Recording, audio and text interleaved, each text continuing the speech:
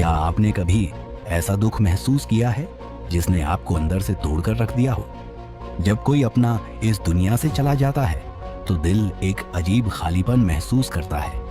हम सोचते हैं कि अगर कोई चमत्कार हो जाए तो सब कुछ फिर से पहले जैसा हो सकता है, लेकिन क्या वास्तव में मृत्यु का कोई समाधान है? गौतम बुद्ध की यह कहानी हमें जीवन और मृत्यु का एक गहरा सत्य सिखाती है, जो हमें दर्द से उबरने और सच्ची शांति पाने का रास्ता दिखाती है। बहुत समय पहले की बात है। एक गांव में किसा गौतमी नाम की महिला रहती थी। उसकी दुनिया उसके छोटे से बेटे के इर्द गिर्द घूमती थी। वह अपने नवजात पुत्र से बहुत प्यार करती थी और उसे अपनी जिंदगी की सबसे बड़ी खुशी मानती थी। लेकिन नियति को कुछ और ही मंजूर था। कुछ ही महीनों बाद दुर्भाग्यवश उसका बेटा बीमार पड़ गया। उसने हर संभव इलाज कराया, हर वैद्य, हर हकीम से दवा ली, लेकिन कुछ भी असर नहीं हुआ। धीरे धीरे उसकी सांसें थम गईं और वह हमेशा के लिए इस दुनिया को छोड़कर चला गया। किसा गौतमी के लिए यह सहन करना असंभव था। उसकी ममता इस सच्चाई को मानने के लिए तैयार ही नहीं थी कि उसका बेटा अब कभी वापस नहीं आएगा। वह गहरे सदमे में चली गई और अपने मृत बच्चे को गोद में उठाए पूरे गांव में दौड़ने लगी।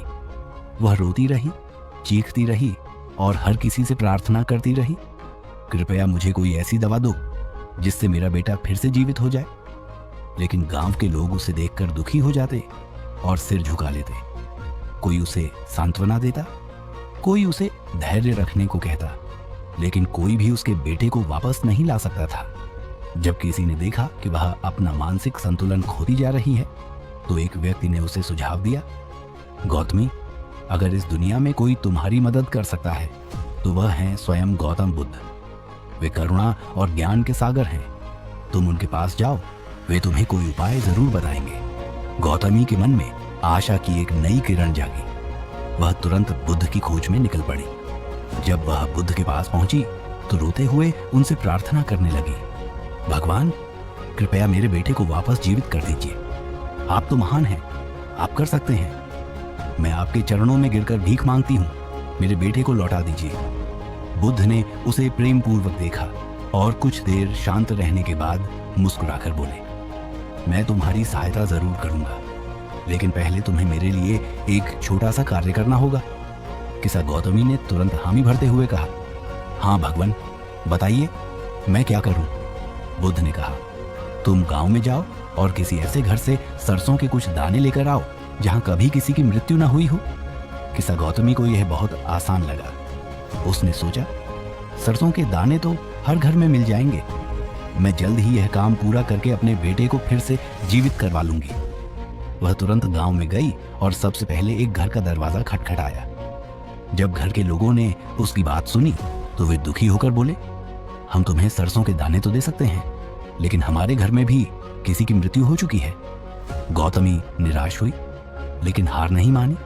वह दूसरे घर गई, फिर तीसरे, फिर चौथे, लेकिन हर घर से उसे एक ही जवाब मिला, मृत्यु हम सबके घर आई है बहन, कोई भी इसका अपवाद नहीं है। धीरे धीरे वह पूरा गांव घूम चुकी थी, लेकिन ऐसा कोई भी घर नहीं मिला जहां किसी की मृत्यु ना हुई हो। अब उसे समझ आने लगा कि मृत्यु केवल उसी के घर नहीं आई थी, बल्कि यह तो हर इंसान के जीवन का हिस्सा है। कोई इसे टाल नहीं सकता। थकी हारी, पूरी तरह से टूट चुकी, वह बुद्ध के पास वापस लौटी। उसकी आंखों में अब आंसू नहीं थे, बल्कि एक अजीब सी शांति थी।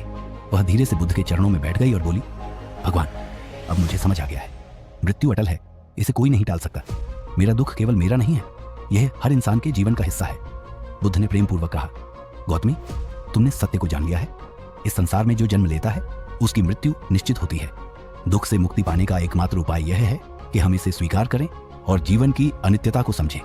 जब तक हम इस सत्य को नहीं मानते, तब तक हम दुख में फंसे रहते हैं। उस दिन से किसा गौतमी ने अपने बेटे के जाने के गम को त्याग दिया और बुद्ध की शिष्या बनकर उनके बताए मार्ग पर चल पड़ी।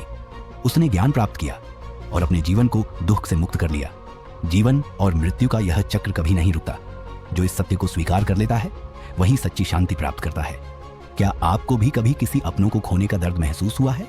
क्या यह कहानी आपको कुछ नया सिखा पाई?